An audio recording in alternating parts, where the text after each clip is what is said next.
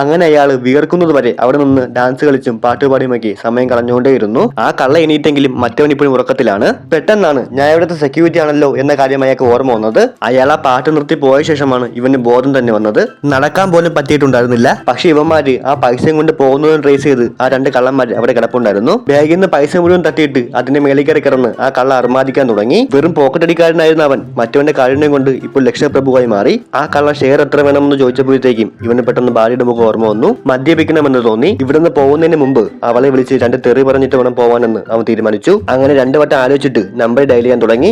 അവൾക്ക് തന്നെ ഓർമ്മ പോലും കാണില്ല എന്ന് വിചാരിച്ച സമയത്താണ് ശബ്ദം മനസ്സിലായപ്പോ നീ ഇത് എവിടെയാ, ഫുഡ് കഴിച്ചോ, വീട്ടിലേക്ക് വരുന്നില്ലേ എന്നൊക്കെ അവൾ ചോദിച്ചത്. അങ്ങനെ അവൻ കണ്ട കാര്യം മൊത്തം അവളടുത്ത് പറഞ്ഞു. അവൾ ആണയിട്ട് പറയാൻ തുടങ്ങി ഞാൻ അങ്ങനെയൊന്നും ചെയ്തിട്ടില്ല എന്ന്. അവൻ സംഭവം നടന്ന ഡേറ്റ് പറഞ്ഞപ്പോഴാണ് ആ ദിവസമാണ് തന്റെ ഇരട്ട സഹോദരിയും ഭർത്താവും ആ വീട്ടിലെത്തിയെന്ന കാര്യം അവൾ പറയുന്നത്. തെറ്റ് മനസ്സിലേക്ക് റൂമിലേക്ക് ചെന്നപ്പോ ആ കള്ളനെ ആരോ അഴിക്കാൻ പറ്റാത്ത വിധം ബാൽക്കണിയിൽ കെട്ടിയിട്ടിരിക്കുന്നു.